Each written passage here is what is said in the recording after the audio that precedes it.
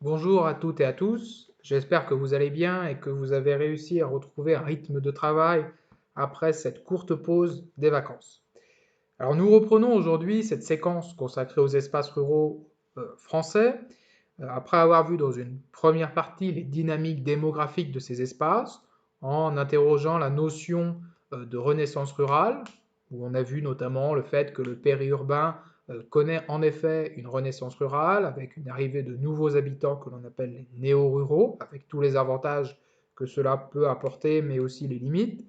On a vu également que les espaces les plus éloignés, ce qu'on appelle en géographie l'hyper-ruralité, eux par contre sont plutôt confrontés toujours à ce déclin démographique qui entraîne à son tour la disparition des commerces et des services publics.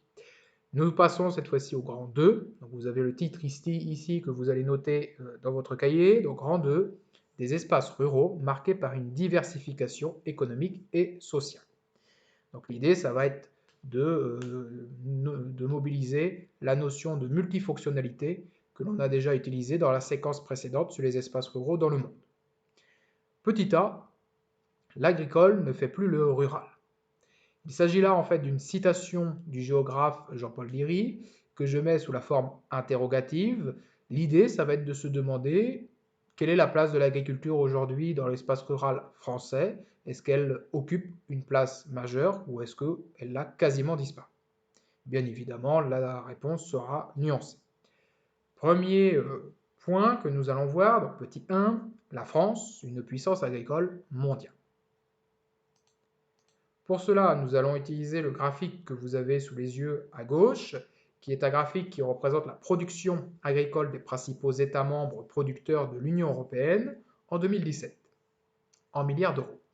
On voit que le premier pays en haut de ce classement, c'est la France, qui a une production agricole équivalente à 72,6 milliards d'euros. Le second pays qui apparaît, c'est l'Allemagne, avec 53 milliards d'euros. Donc on voit que très nettement, la France occupe la première position. On en conclut et on en déduit que donc la France est la première puissance agricole européenne.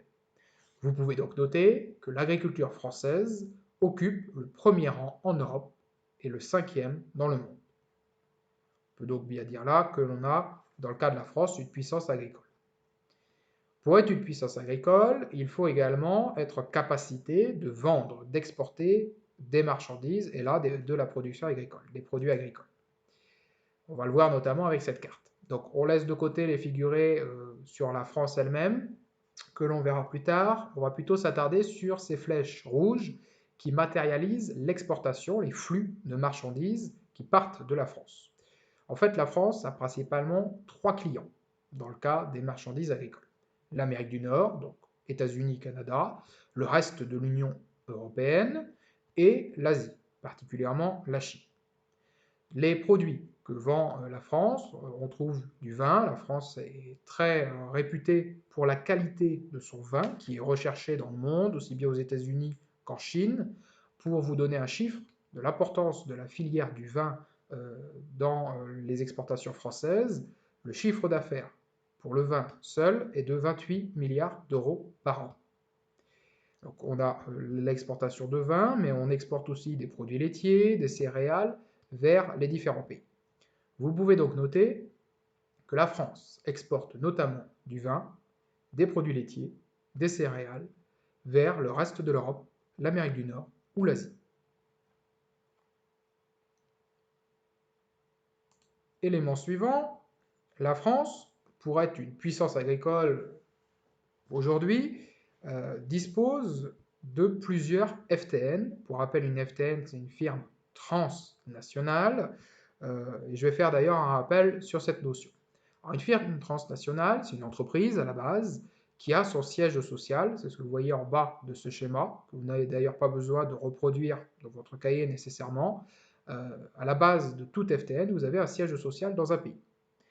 Ce siège social, c'est là que se trouvent les fonctions de commandement, c'est là que sont prises les grandes décisions.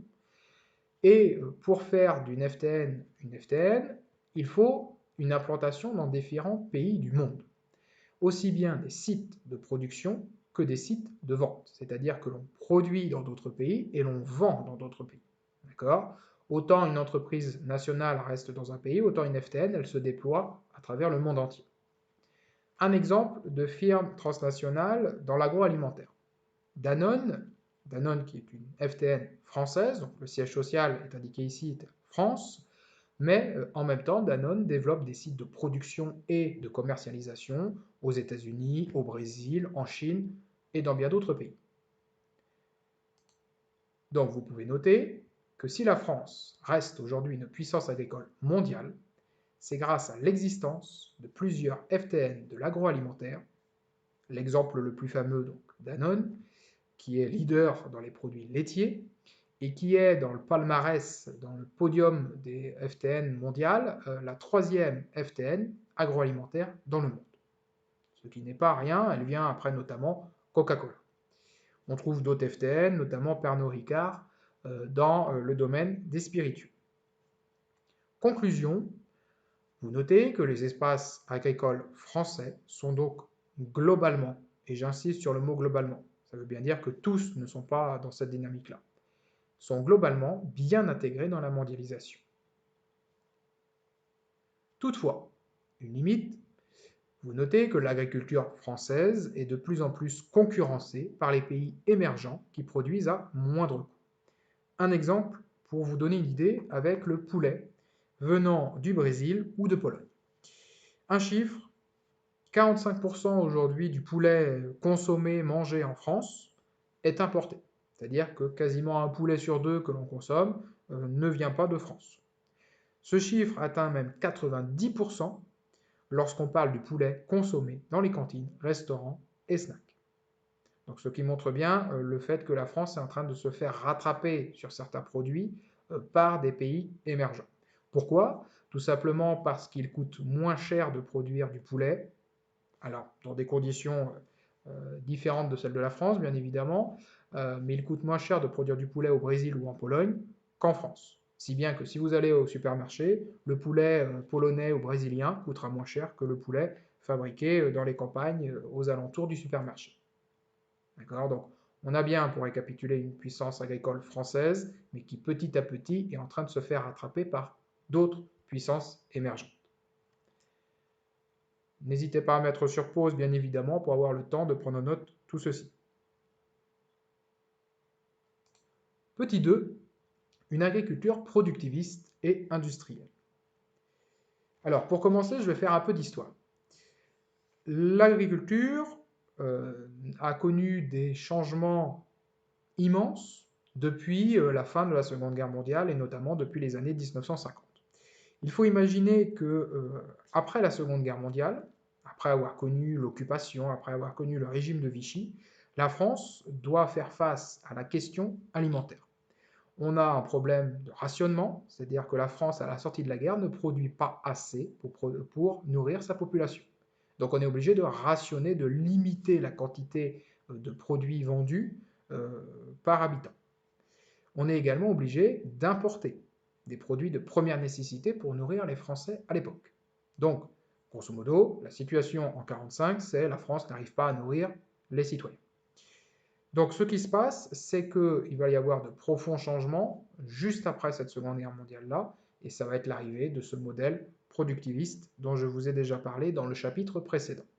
Donc vous pouvez noter, après la Seconde Guerre mondiale, la France a connu de profonds changements dans le domaine agricole. 2 points. Premier élément, premier tiret avec la mécanisation. Vous avez la trace écrite juste en haut. La mécanisation avec le développement du tracteur, qui commençait déjà à apparaître avant la guerre, mais qui là se généralise dans toutes les exploitations petit à petit, tracteurs qui d'ailleurs deviennent de plus en plus gros au fur et à mesure des années. Donc développement du tracteur, développement des machines agricoles. Vous avez ici une image d'une moissonneuse-batteuse en pleine moisson dans un champ de blé, et tout ça va entraîner, comme conséquence, moins besoin de main-d'œuvre. Je vous en ai déjà parlé dans le grand 1, cette mécanisation va entraîner l'exode rural vers les villes. Donc ça, c'est le premier ingrédient de cette agriculture productiviste, la mécanisation. Deuxième ingrédient, l'utilisation de ce qu'on appelle les intrants, c'est-à-dire des produits chimiques, les engrais, les pesticides, le but étant toujours d'augmenter les rendements. Je vous rappelle que le rendement, c'est la production que vous arrivez à obtenir, par exemple, sur un hectare. Une image, donc ici, de pesticides répandus dans un champ, et ici une carte de la vente de pesticides perturbateurs endocriniens par département. Cette carte, elle est intéressante parce qu'elle permet de voir quels sont les départements qui, aujourd'hui, sont les plus avancés dans ce modèle productiviste. On voit que globalement, le Nord, et notamment le département de l'Oise, fait partie des départements où l'on vend le plus de pesticides. Il en est de même pour tout l'ouest de la France et une partie du sud-ouest. A l'inverse, la région frontalière au sud-est et le centre de la France sont plutôt en dehors de cette dynamique d'agriculture productiviste. Donc, deuxième élément, l'utilisation d'intrants chimiques.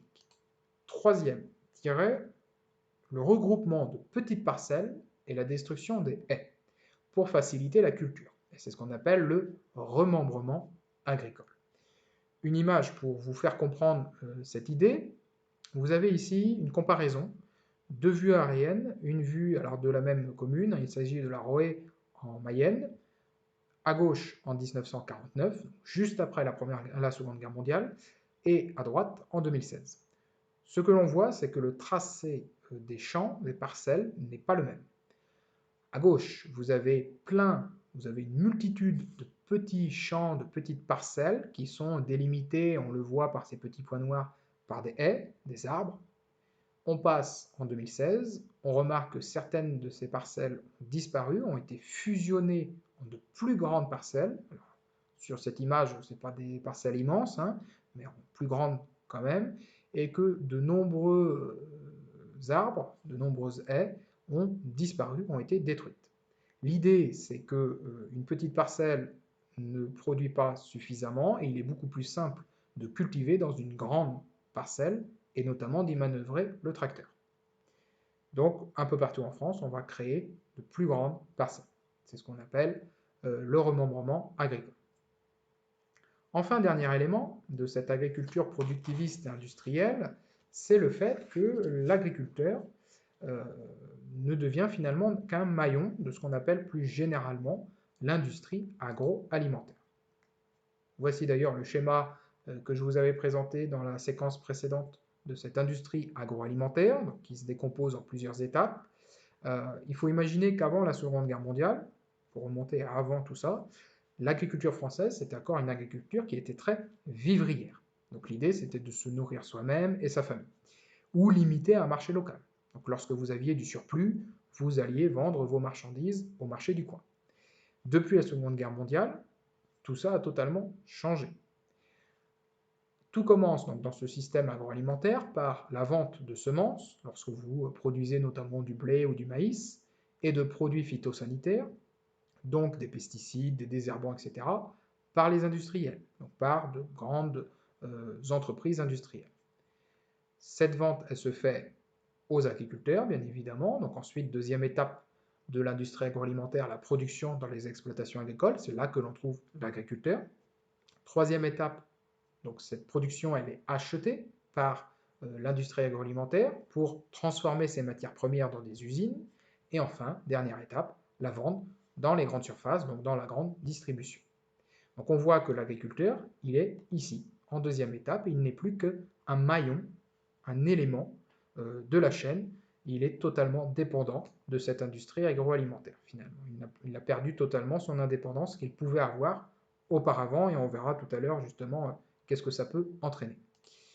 Donc vous pouvez noter, troisième tiret, les produits agricoles sont transformés par l'industrie agroalimentaire et vendus par la grande distribution. L'agriculteur n'est plus qu'un maillon de la chaîne alimentaire, dépendant des industriels en amont, c'est-à-dire avant de produire, puisque c'est eux qui lui vendent les semences et les produits phytosanitaires, et en aval, puisque aujourd'hui, il ne vend plus directement sa marchandise, il vend sa marchandise, sa production, aux aux entreprises de l'agroalimentaire. Enfin, le dernier élément qui montre que la France est passée à un modèle productiviste, c'est le fait que, dernier tiret, la polyculture laisse place à des cultures spécifiques dans certaines régions. Je m'explique. La polyculture, c'est ce qui existait jusqu'à la Seconde Guerre mondiale un peu partout en France. C'est le fait que partout, vous aviez la production de différentes cultures sur une même exploitation. Donc un agriculteur pouvait faire du blé, pouvait faire un élevage de vaches en même temps, produire d'autres végétaux, etc. Aujourd'hui, suivant les régions où vous habitez en France, il y a une production plutôt dominante. Quelques exemples que vous allez noter au fur et à mesure. Premier exemple, la culture d'ailleurs qui est dominante dans notre région à nous en Picardie, les cultures céréalières dans le bassin parisien. Donc ça, vous le notez en guise d'exemple. Donc vous le voyez ici, c'est tout ce qui apparaît en jaune orangé. Dans toutes ces régions-là, la culture dominante, c'est la culture intensive céréalière, donc des grands champs de blé. Il y a notamment un territoire qui est le territoire sans doute le plus riche, le territoire agricole le plus riche de France, c'est ce qu'on appelle la Beauce. Alors la Beauce, ça se trouve ici, dans le bassin parisien. En voici d'ailleurs une image du paysage emblématique de la Beauce, donc de grands champs de blé, des usines de transformation, de stockage, de transformation de ce même blé, et là un village périurbain pavillonnaire. Donc ça, c'est un premier exemple de cette spécialisation agricole de certaines régions. Deuxième exemple, avec l'élevage intensif en Bretagne. Alors l'élevage intensif, c'est quoi? C'est le fait d'avoir toujours plus de vaches, de cochons, de volailles dans une exploitation. Donc il ne s'agit plus de nourrir simplement sa famille en ayant quelques animaux, il s'agit de produire en masse. Donc ça, cet élevage intensif, il se trouve surtout en Bretagne. Troisième élément que vous allez noter, les cultures tropicales dans les territoires ultramarins. On les oublie bien souvent, mais n'oubliez pas que ce chapitre est consacré à la France métropolitaine, mais aussi à cet espace ultramarin. Donc, dans ces anciens DROM, vous avez donc la Martinique, Guadeloupe, la Réunion, Mayotte ou la Guyane, et ce sont principalement des cultures tropicales. Alors, ce que j'appelle culture tropicale, c'est notamment la culture de la canne à sucre, le bananier, les fleurs, les tubercules, etc. C'est lié à quoi? C'est lié à la colonisation. Rappelez-vous le rôle des colonies, que l'on avait vu dans un chapitre d'histoire, c'est de produire ce que ne produit pas la métropole, et surtout de vendre cette marchandise ensuite en métropole.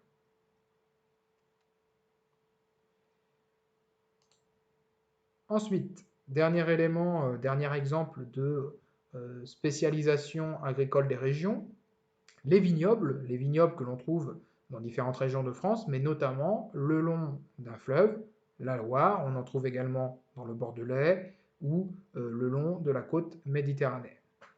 D'accord? Donc, vous notez tous ces exemples-là qui montrent bien que la France aujourd'hui est bien avancée dans le modèle productiviste. Toutefois, il ne faut pas imaginer que c'est le cas de tous les territoires. Nous allons voir là deux cas de figure. Ici, vous avez ce que l'on appelle l'élevage extensif ou semi-extensif, c'est-à-dire qu'au contraire, il ne s'agit pas d'avoir le plus d'animaux au kilomètre carré, mais au contraire de petits troupeaux sur de grands espaces. Alors, souvent, ce n'est pas parce qu'on ne veut pas y développer un élevage intensif. Ces espaces, ce sont principalement des massifs montagneux, donc les Pyrénées, les Alpes, les Vosges ou le Massif central. Donc tout simplement, il est matériellement très difficile, si ce n'est impossible, d'avoir de très grands élevages dans les montagnes, tout simplement. Une exception à cela, le bocage normand. Donc dans ces espaces-là, on trouve de petits élevages, et l'agriculture productiviste n'est pas encore arrivée dans ces espaces-là. Autre exemple, vous avez quand même certains territoires où on a toujours de la polyculture, c'est-à-dire que l'on continue toujours à produire à la fois des céréales, à la fois on fait de l'élevage, des fourrages, etc. Vous pouvez noter cette limite. À l'inverse, certains territoires sont moins impactés par l'agriculture productiviste. Élevage extensif dans les massifs montagneux, polyculture dans le sud-ouest.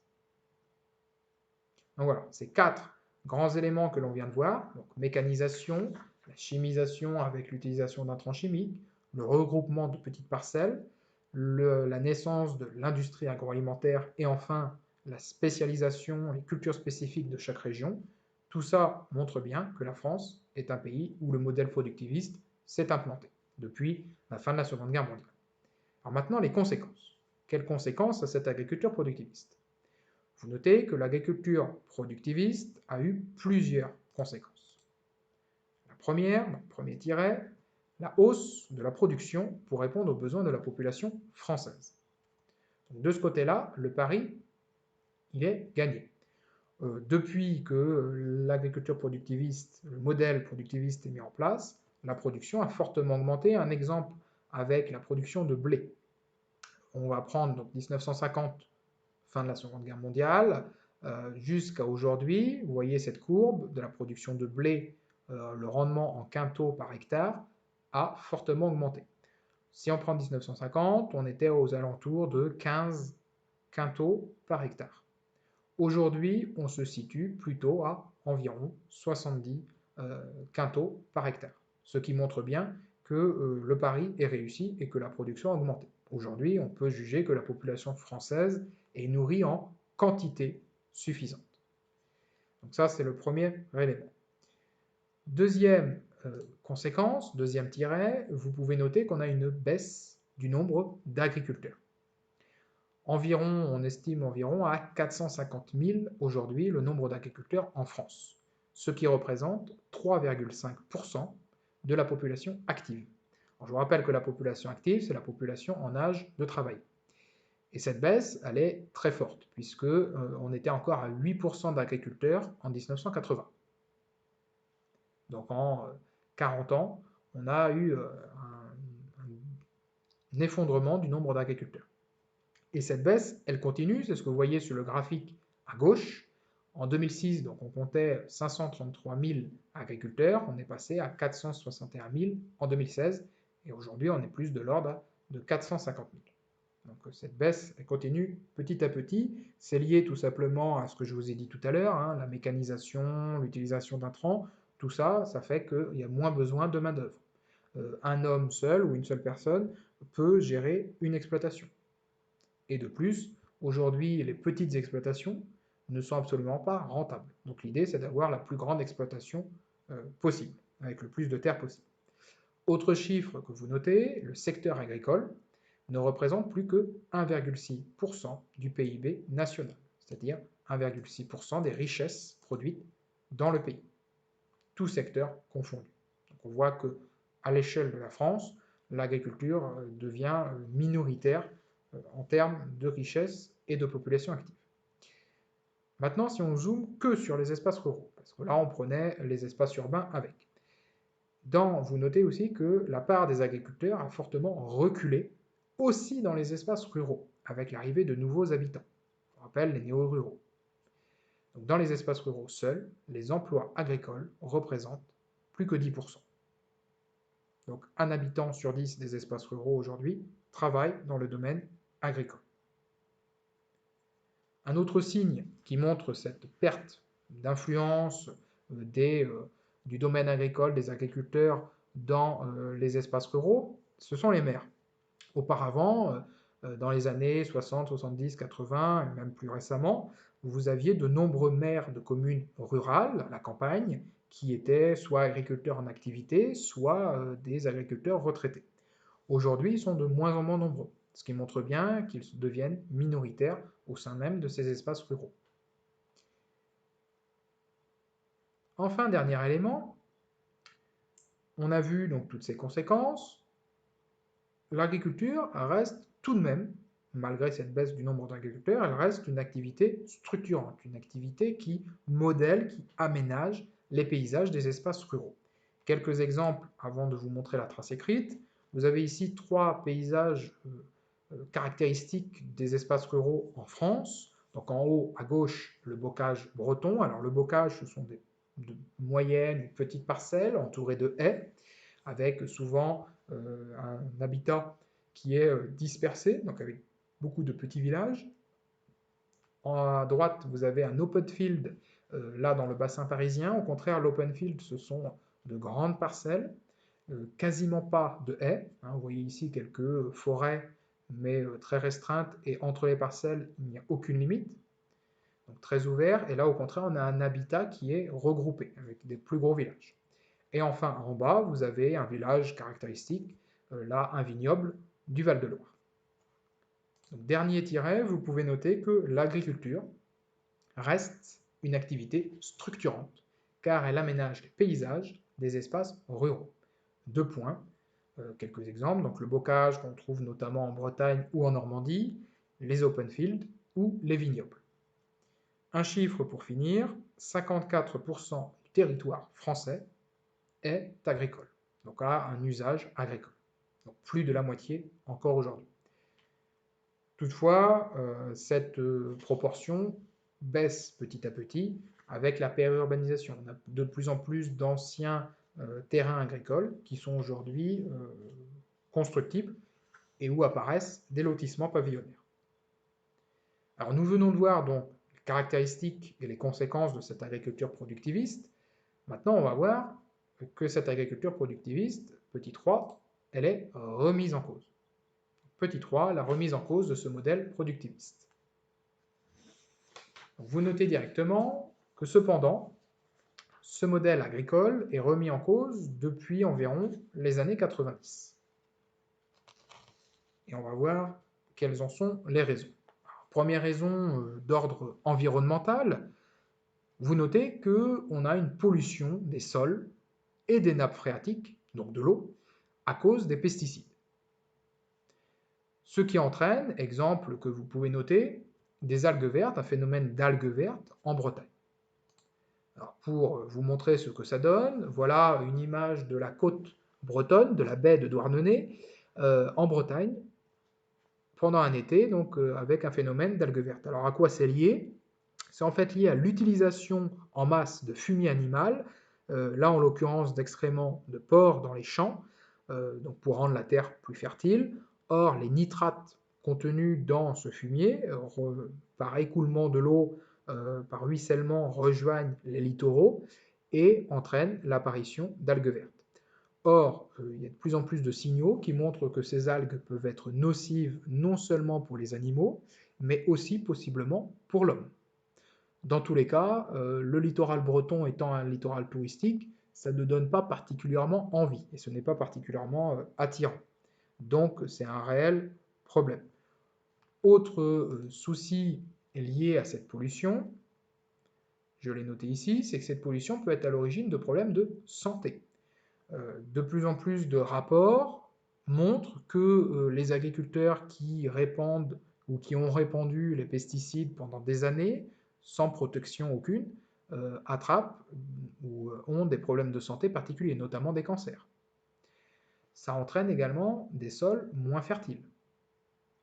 C'est-à-dire qu'à force d'habituer une terre à des pesticides, à des engrais, cette terre en demande toujours plus. Donc on est en train de voir apparaître des terrains agricoles qui perdent de la fertilité si on n'ajoute pas toujours plus de pesticides. Et enfin, dernier élément, une destruction de la biodiversité. Un article est paru il y a 2 ans maintenant qui constate qu'un tiers des oiseaux ont disparu en 15 ans. Donc en très très peu de temps. Il y a également la problématique des abeilles, puisqu'on sait maintenant aujourd'hui que les pesticides, ce qu'on appelle les perturbateurs endocriniens, tuent des essaims entiers d'abeilles. Or, sans abeilles, pas de pollinisation possible. Donc, un enjeu environnemental très important.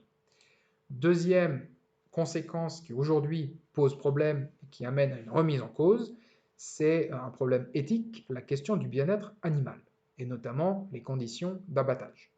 Vous avez des ONG aujourd'hui qui réalisent des vidéos, des photos et des vidéos d'abattage particulièrement violents dans les abattoirs d'animaux. Élément suivant, donc troisième tiret, Troisième remise en cause, les crises sanitaires. On est en train de se rendre compte que l'agriculture productiviste et tout ce que ça implique entraîne un certain nombre de crises sanitaires qui se multiplient et qui se répètent de plus en plus régulièrement. On a la multiplication, notamment, vous le notez, des maladies touchant les élevages. Un exemple en 2004, la grippe aviaire, qui touche toute la volaille, que ce soit les oies, les poulets, etc. Or, le problème, c'est que cette grippe aviaire, elle est d'ailleurs toujours présente aujourd'hui dans le monde, dès lors que vous avez une suspicion d'un animal malade dans un élevage, il faut éliminer l'élevage entier.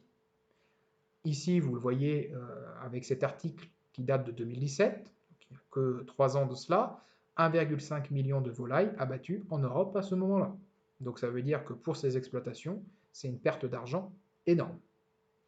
Vous avez également un certain nombre de scandales liés à l'alimentation.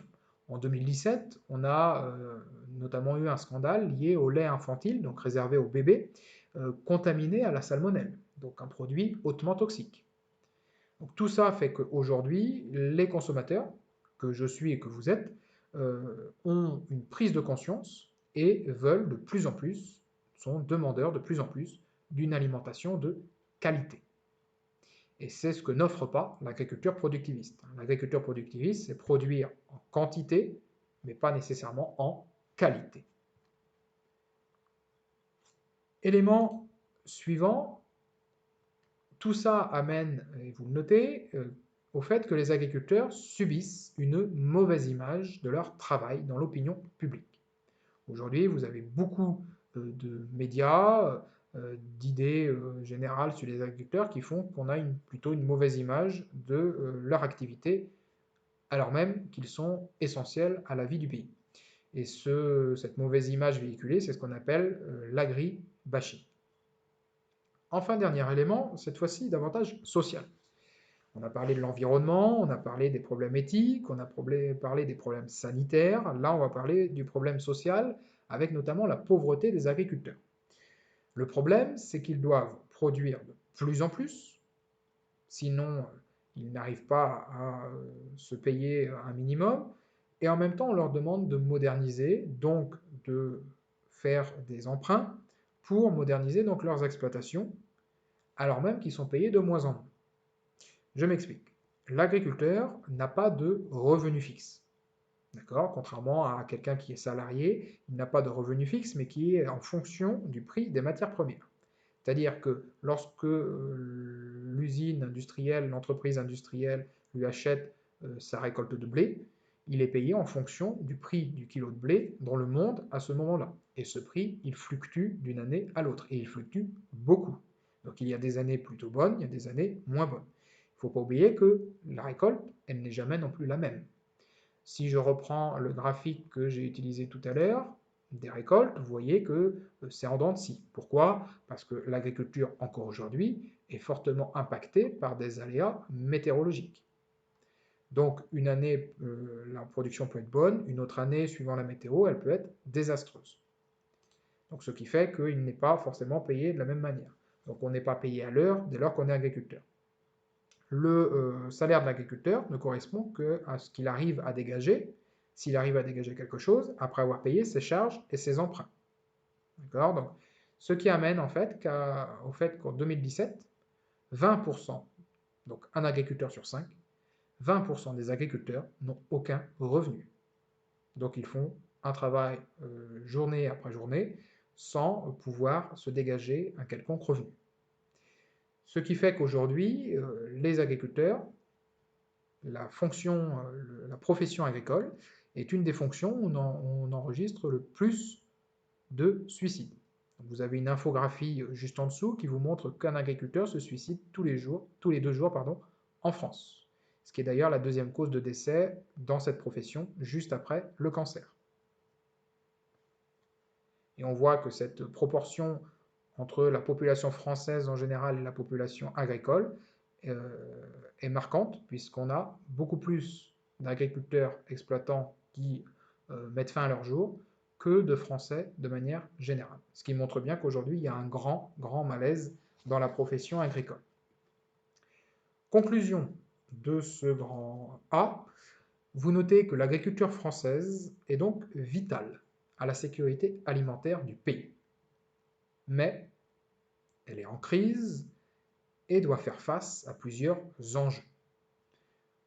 L'idée d'enjeu ici est à comprendre dans l'idée de défi. Premier enjeu, un enjeu environnemental, avec la pollution des sols, des nappes phréatiques, la destruction de la biodiversité. Un enjeu social et économique, rémunérer correctement les agriculteurs. Et enfin un enjeu alimentaire, produire une alimentation saine et de qualité pour répondre aux attentes des consommateurs. Alors ces enjeux, ils sont importants. Si je fais cette petite conclusion, c'est nécessairement parce que ça nous aidera à ensuite mieux comprendre le grand 3 sur les politiques d'aménagement et les aides qui sont apportées. Un terme de vocabulaire pour finir ce grand A, terme d'agriculture productiviste, qui est une agriculture commerciale recherchant l'augmentation des rendements par l'utilisation des progrès scientifiques, c'est ce qu'on a vu avec les intrants, pesticides, etc., et techniques, avec la mécanisation. Nous avons donc terminé ce point A sur l'agriculture. On passe à présent au grand B, des espaces ruraux qui deviennent multifonctionnels. Donc cette fois-ci, on va voir toutes les autres fonctions que l'on peut trouver dans ces espaces ruraux français. Vous notez directement que la renaissance rurale, rappelez-vous, c'est le fait qu'il y ait de nouveaux habitants qui viennent peupler les campagnes, donc on est un exode cette fois-ci urbain. La renaissance rurale qui touche les espaces ruraux les plus proches des villes, donc ce qu'on appelle le périurbain, permet également le développement de nouvelles fonctions économiques. Parmi elles, donc vous avez la fonction industrielle, résidentielle, récréative, et c'est ce que l'on va voir à présent. Petit 1, l'économie résidentielle et récréative. Alors, l'arrivée de ces nouveaux habitants, vous le notez, venant des villes, dans les espaces ruraux, est à l'origine de nouvelles activités. Donc il faut bien voir que l'arrivée de ces néo-ruraux est une aubaine, finalement, un atout pour ces espaces. Bien que ces néo-ruraux travaillent pour la majorité dans les pôles urbains, donc je vous rappelle qu'ils sont à l'origine de ce qu'on appelle les mobilités pendulaires, c'est-à-dire que certes ils vivent à la campagne, mais ils continuent à travailler dans les centres-villes. Donc bien que ces néo-ruraux travaillent pour la majorité dans les pôles urbains, ils ont besoin de services du quotidien, à proximité de leur domicile. Que ce soit les commerces, les services bancaires, notamment des distributeurs, ou encore les services publics de base, que sont par exemple l'école ou les soins de première nécessité. Toutes ces activités liées à ces besoins du quotidien, liées à l'arrivée de nouveaux habitants, c'est ce qu'on appelle l'économie résidentielle, c'est-à-dire l'économie liée à la résidence, au fait d'habiter un territoire. Un schéma pour vous expliquer cette économie résidentielle et son fonctionnement, qui ne vous est pas étranger puisque j'ai repris celui que j'avais réalisé pour les espaces ruraux dans le monde, mais que vous allez quand même refaire pour cette séquence-ci, et qui sera à maîtriser puisque je vous rappelle que dans une RQP de géographie, on attend de vous que vous soyez capable de réaliser des schémas au sens géographique du terme, donc c'est ce qu'on a fait précédemment, mais aussi des schémas fléchés, et là vous en avez un. Donc première étape de cette économie résidentielle, l'arrivée de nouveaux habitants, que l'on appelle, rappelez-vous, des néo-ruraux, de nouveaux ruraux. Cela entraîne de nouveaux besoins créés par ces habitants, des besoins qu'il n'y avait pas avant.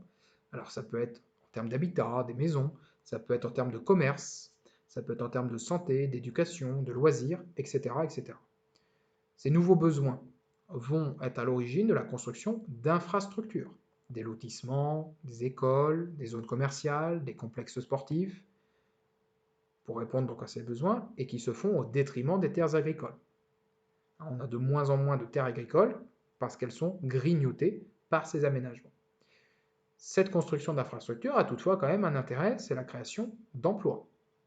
Donc, les espaces ruraux où on a une économie résidentielle connaissent un chômage plus faible. Et cela entraîne, de facto, l'arrivée de nouveaux habitants de nouveau. Donc tout ça forme un cercle pour le coup. Alors, un exemple qui incarne bien cette économie résidentielle, ce sont ce qu'on appelle les zones commerciales, qui se développent justement pour répondre à ce besoin. Dans le périurbain, vous le notez, on aménage de grandes zones commerciales ou des centres commerciaux autour d'un magasin alimentaire. Alors, centres commerciaux, c'est souvent ça, hein. Vous avez le centre commercial du Jeu de Paume à Beauvais, c'est l'enseigne Carrefour, bientôt Leclerc, et vous avez une galerie marchande avec d'autres enseignes présentes.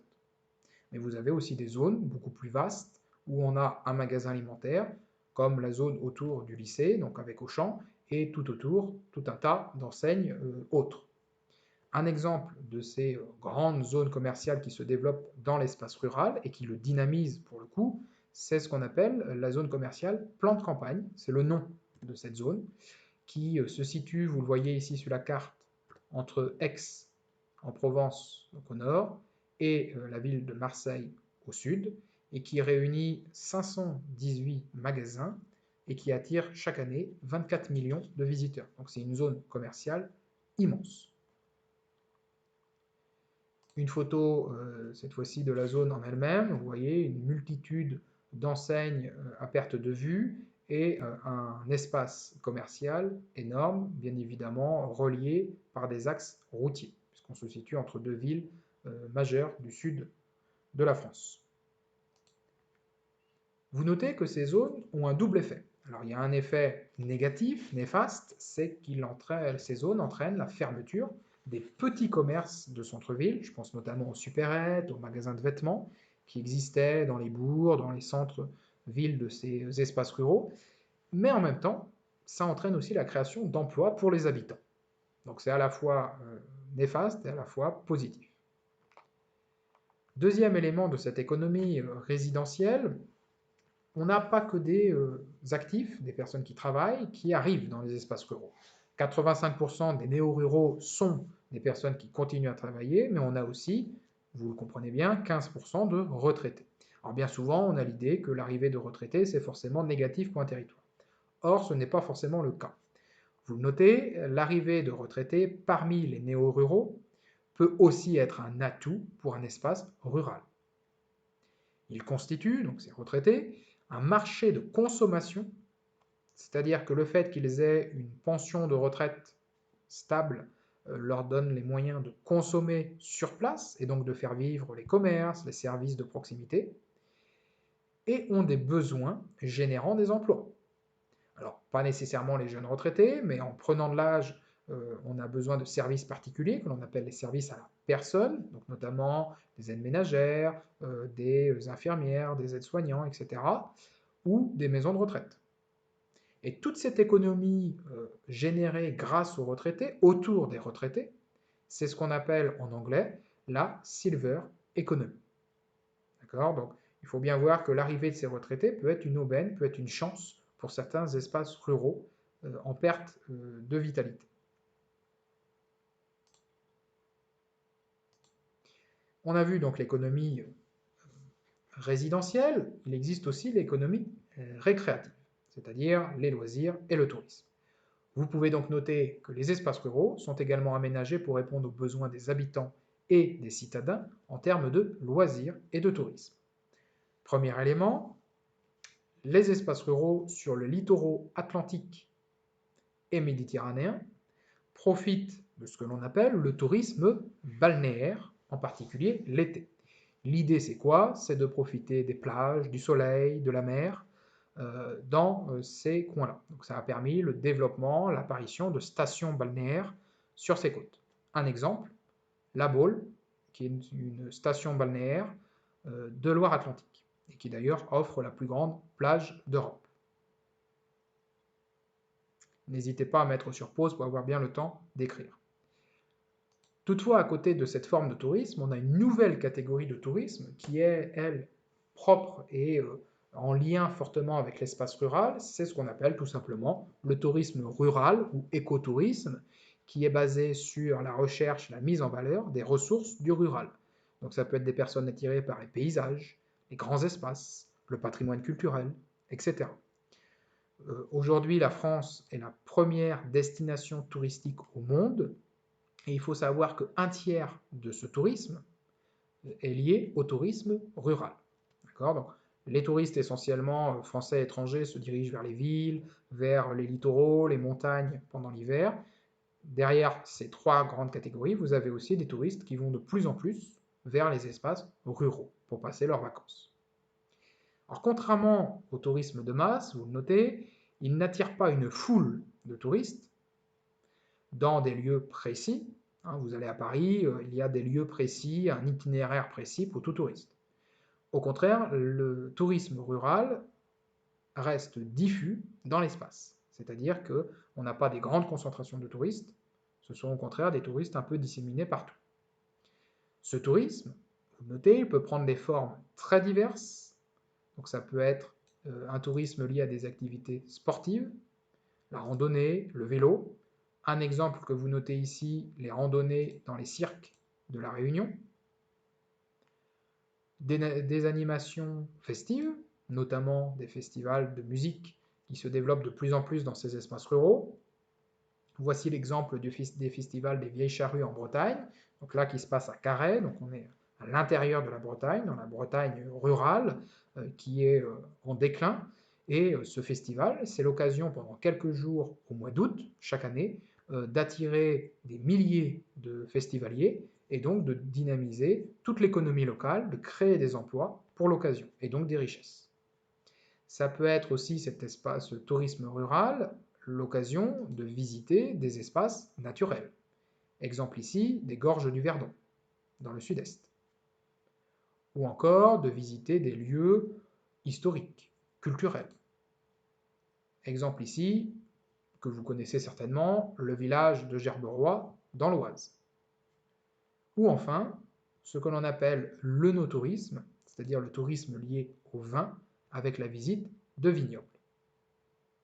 D'accord? Donc, notez bien tous ces exemples-là. Dans une RQP en géographie, ce qui est important, c'est d'avoir des exemples précis pour alimenter votre argumentation. Dernière particularité de ce tourisme rural, vous le notez, c'est le type d'hébergement. C'est-à-dire que lorsque vous pratiquez le tourisme de masse, le type d'hébergement, c'est souvent des auberges de jeunesse ou des hôtels. Là, au contraire, c'est plutôt le camping, des fermes auberges, des chambres d'hôtes, des gîtes, donc plutôt des lieux d'accueil limités avec peu de personnes. On est vraiment totalement éloigné du tourisme de masse. Autre élément, certains touristes, qui viennent l'été notamment, ont parfois une résidence secondaire à la campagne. Ces résidences secondaires, on en trouve beaucoup dans l'ouest de la France, dans le sud également. N'hésitez pas à mettre sur pause pour avoir bien le temps de noter tous ces éléments. Petit 2, l'industrie rurale. L'industrie rurale, elle n'est pas nouvelle. Notez, la présence de l'industrie dans les espaces ruraux est ancienne. Elle est liée à la présence de matières premières et de savoir-faire anciens. Exemple, avec l'industrie de la soie dans la vallée du Rhône. Je m'explique. Toute la région autour de Lyon est, depuis le XVIe siècle, le lieu de la production de verre à soie et donc de la soie en elle-même. Or, la soie, il faut ensuite la tisser pour en faire des tissus. Et cette industrie, elle est présente dans ces espaces ruraux. Il faut vous dire que jusqu'au 19e, 20e siècle, de nombreux agriculteurs étaient également ouvriers sur leur temps libre et possédaient donc un savoir-faire selon les régions. C'était notamment un savoir-faire textile. Le problème, et vous le notez dans la trace écrite, c'est que cette industrie rurale, cette première industrie rurale, est entrée en crise avec l'industrialisation, le moment du développement de l'industrie au 19e, qui a concentré ce secteur dans les métropoles, donc dans les villes, avec les usines, et dans les bassins miniers, donc les bassins notamment avec du charbon. Ce qui fait que petit à petit, cette industrie a quasiment disparu des campagnes. Toutefois, une limite quand même. Toutefois, certains espaces ruraux industriels ont réussi à perdurer grâce à des PME. Alors, PME, c'est petites et moyennes entreprises, qui se sont associées ensemble pour former ce que l'on appelle des districts industriels, c'est-à-dire un réseau d'entreprises spécialisées dans un domaine précis qui s'associent pour perdurer dans le temps. quelques exemples de ces districts industriels. L'exemple notamment du secteur de la lunetterie, donc la fabrication de lunettes tout simplement, dans le Jura. Donc là on est dans l'est de la France. Traditionnellement depuis le 18e, 19e, le Jura est la région de fabrication des lunettes. Et aujourd'hui, si vous voulez des lunettes made in France, elles viendront du Jura.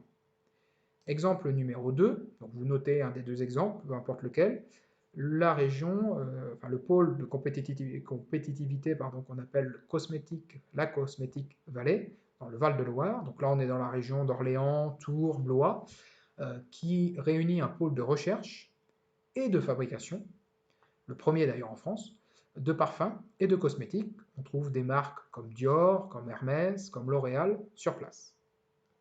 Et vous voyez que ce pôle, cette industrie liée aux cosmétiques et aux parfums, génère dans cette région rurale 16 000 emplois directs. Alors là, c'était l'industrie ancienne. On a aussi une industrie plus récente. Vous le notez qu'après la Seconde Guerre mondiale, on a l'implantation d'un secteur industriel lié à l'agriculture. C'est celui que l'on a déjà évoqué par le passé. C'est l'industrie agroalimentaire. Cette industrie agroalimentaire, si on regarde cette carte de l'industrie laitière, donc uniquement la transformation du lait en produits laitiers, elle se trouve essentiellement, principalement dans l'ouest de la France, donc Bretagne et Normandie, et on trouve de grandes multinationales, notamment Nestlé, Lactalis ou Danone. Ce secteur de l'industrie agroalimentaire génère beaucoup d'emplois. On estime aujourd'hui que 460 000 emplois sont liés à cette industrie. D'accord ? Donc, ce qui montre bien que l'industrie a toute sa place dans les espaces ruraux et n'est pas réservée qu'aux espaces urbains, qu'aux villes. Conclusion. Vous notez que ces diverses activités économiques permettent de créer des emplois localement et donc de dynamiser ces campagnes. Néanmoins, tous les espaces ruraux ne bénéficient pas de la multifonctionnalité, c'est-à-dire qu'on n'a pas plein de fonctions économiques dans tous les territoires ruraux. L'hyper-ruralité, c'est-à-dire ces espaces ruraux les plus éloignés, reste encore majoritairement agricole et subit la fermeture des services publics et des commerces. Donc tout ce qu'on a vu dans ce grand 2 s'applique surtout en fait au périurbain. Enfin, un dernier point de ce grand B, petit 3, des usages du rural à l'origine de conflits d'usage. Vous notez directement que ces fonctions anciennes et nouvelles sont amenées à cohabiter ensemble, ce qui peut entraîner parfois des conflits d'usage. Dès lors que vous n'aviez que la fonction agricole, en tout cas une fonction agricole dominante, cela ne posait pas de problème. Mais là, vous avez un espace rural commun à tous, mais chaque acteur, chaque usager a sa vision des choses, son objectif, qui peut être contradictoire avec un autre usager qui a un autre point de vue. Un chiffre avant de passer à des exemples. Vous notez que 75% des terres agricoles, ce qu'on appelle la SAU, la surface agricole utile, sont dans le périurbain. C'est-à-dire que 3/4 aujourd'hui en fait des terres, des parcelles agricoles sont dans cette zone floue entre ville et campagne. Ce qui entraîne forcément en fait la cohabitation de l'agriculture avec d'autres usages. Donc dans ces zones-là, on a à la fois l'agriculture, on a à la fois des zones d'habitat, d'industrie, de commerce, de loisirs et de tourisme. Ce qui forcément va entraîner des conflits d'usage. Alors pour schématiser et vous faire comprendre cette idée de conflit d'usage, je vous remets le schéma que j'avais déjà montré au moment des espaces ruraux dans le monde. Vous le reproduisez de nouveau parce qu'il sera ressortir dans la RQP que vous aurez à faire prochainement. Ce schéma donc, vous montre bien en fait les conflits d'usage, la dynamique des conflits d'usage dans les espaces ruraux est liée aux différentes fonctions. Donc vous avez 4 grandes fonctions aujourd'hui dans les espaces ruraux. Une fonction productive avec l'agriculture, l'industrie, récréative avec les loisirs, le tourisme, résidentielle, commerce, éducation, santé, et fonction environnementale, la protection des paysages et de la biodiversité. Ces 4 fonctions, si elles se confrontent, elles rentrent en tension, cela entraîne des conflits d'usage.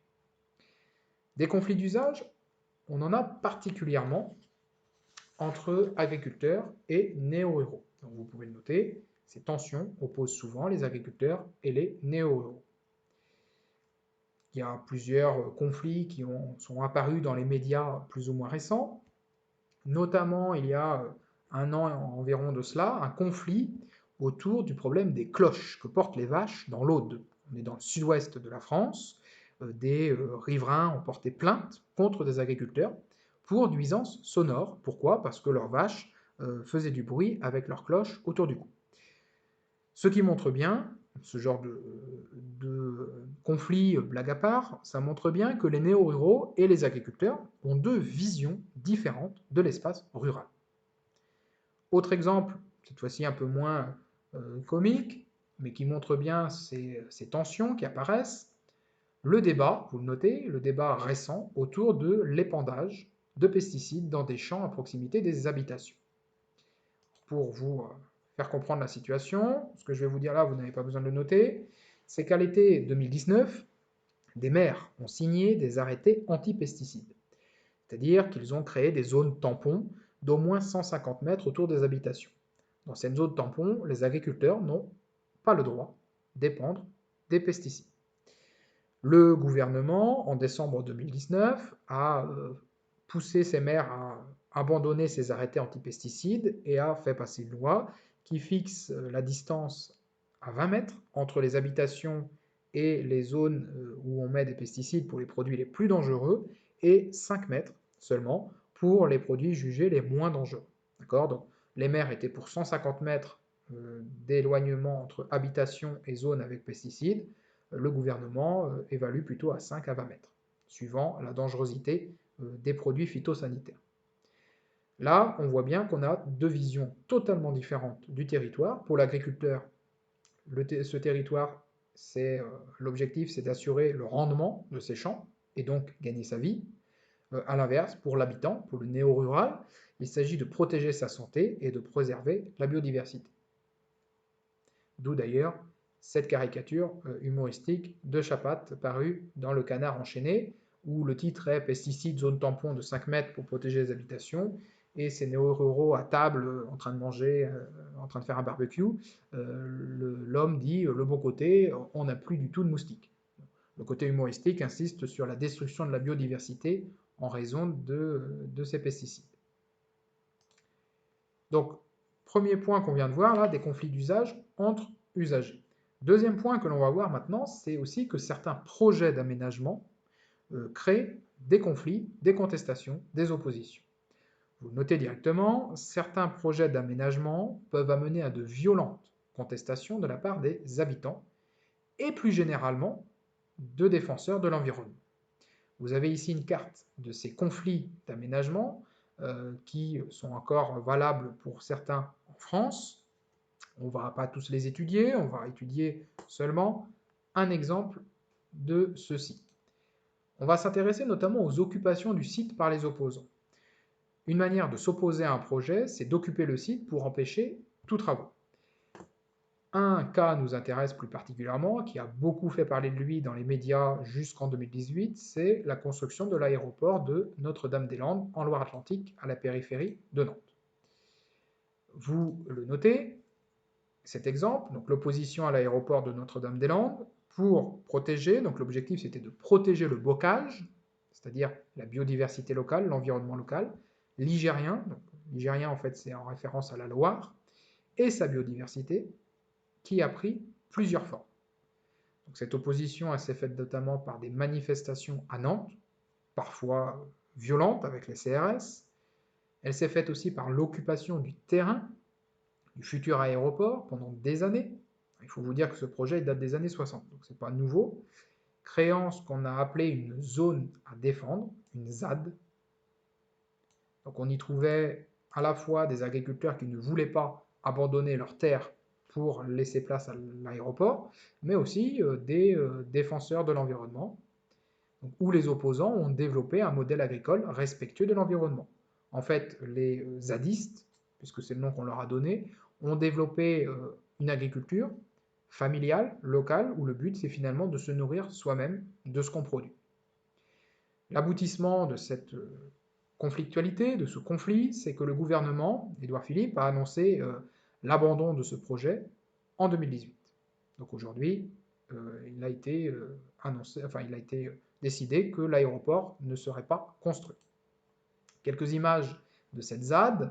Vous avez ici l'entrée de la commune de Notre-Dame-des-Landes avec ce panneau qui montre bien l'opposition des zadistes, oui au bocage, non au carnage. Ici, une marche organisée régulièrement, des manifestations organisées régulièrement. Et enfin ici, l'entrée de la ZAD, vous voyez, qui est gardée, puisque il y a eu plusieurs tentatives par les forces de l'ordre de faire partir les zadistes. L'idée, en fait, de cet aéroport était de construire un nouvel aéroport, alors qu'il y en avait un à la périphérie de Nantes, mais plus grand, pour accueillir plus de passagers. Donc l'aéroport aurait totalement détruit le paysage environnant.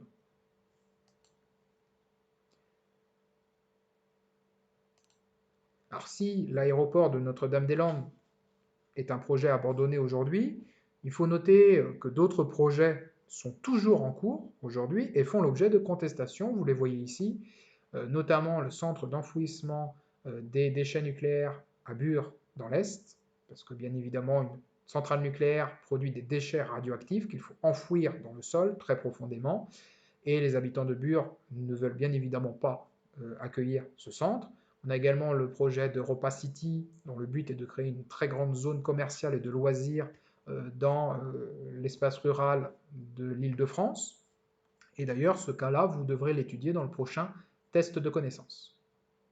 Pour finir, les termes de vocabulaire que vous devez noter et connaître, le terme de conflit d'usage, qui est une rivalité et tension pour l'exploitation, l'appropriation et la gestion d'une même ressource ou d'un même espace, le terme de district industriel, donc la concentration sur un territoire de petites entreprises spécialisées dans un secteur d'activité reposant sur des savoir-faire hérités. L'économie résidentielle, qui sont des activités et des emplois destinés à satisfaire les besoins des populations résidentes sur un territoire.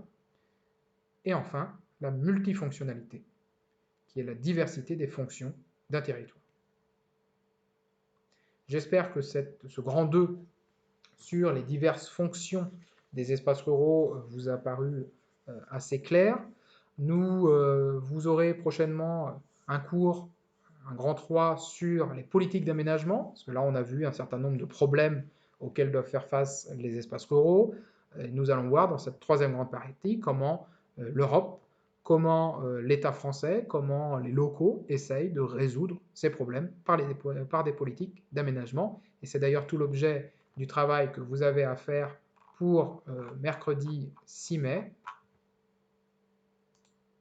et que je vous remets ici. Donc je vous rappelle la consigne, montrer que les agricultures françaises sont aidées par des initiatives locales, première partie de votre réponse, et européennes, deuxième partie. Pour cela, vous utilisez les documents 2 à 5, pages 210-211 du manuel. Vous faites bien le travail sur une feuille à part, puisque la correction nous servira ensuite d'exemple dans le cadre de ce cours. Je vous rappelle enfin que le manuel est gratuit en ligne. Si vous avez des questions, bien évidemment, vous n'hésitez pas à m'envoyer un mail ou à vous connecter à la classe virtuelle de mercredi matin entre 10h et midi. J'y répondrai avec plaisir. Bonne journée à vous et bon courage.